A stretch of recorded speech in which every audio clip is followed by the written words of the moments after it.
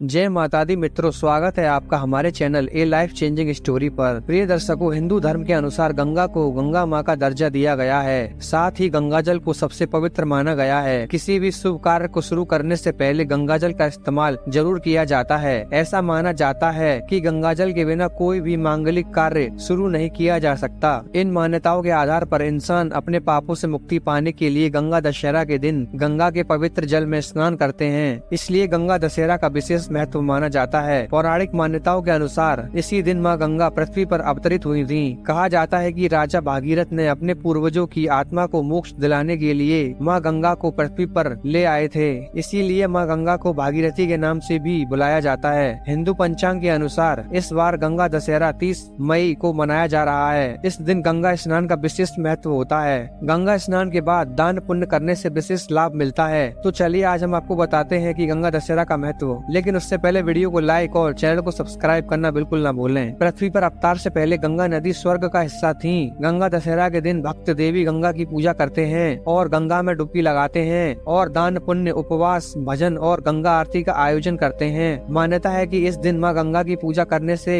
भगवान विष्णु की अनंत कृपा प्राप्त होती है। हिंदू धर्म में तो गंगा को देवी माँ का दर्जा दिया गया है। यह माना जाता है कि जब माँ गंगा स्वर्ग से पृथ्वी पर अवतरित हुई तो वह ज्येष्ठ माह के शुक्ल पक्ष की 10वीं तिथि थी। तभी से इस तिथि को गंगा दशहरा के रूप में मनाया जाता है। जिस किसी ने भी पाप कर्म किए हैं और जिसे अपने किए का पछतावा है और वह इससे मुक्ति पाना चाहता है तो उसे सच्चे मन से माँ गंगा की पूजा अवश्य करनी चाहिए। दुनिया की सबसे पवित्र नदियों में एक है गंगा। गंगा के निर्मल जल पर लगातार हुए शोधों से भी गंगा विज्ञान की हर कसौटी पर खरी उतरी। विज्ञान भी मानता है कि गंगा जल में कीटाणुओं को मारने की क्षमता होती है, जिस कारण इसका जल हमेशा पवित्र रहता है। हमारी सनातन संस्कृति में गंगा को माँ का स्थान दिया गया है। सदियों से समस्त मानव समाज गंगा माँ के पवित्र जल का उपयोग कर रहा है और हमें इसके लिए अपनी गंगा माँ का आभार व्यक्त करना चाहिए। ज्योतिष शास्त्र में चंद्रमा जल तत्व का कारक है। यदि हम अपने दैनिक जीवन में जल को दूषित करेंगे, जल का संरक्षण नहीं करेंगे तो हमारा मन अशांत और चित्त दूषित होगा और हमारा जीवन अशांत होगा। इसलिए गंगा को प्रदूषण से बचाकर हम अपने कुंडली में चंद्र ग्रह को मजबूत कर सकते हैं और अपने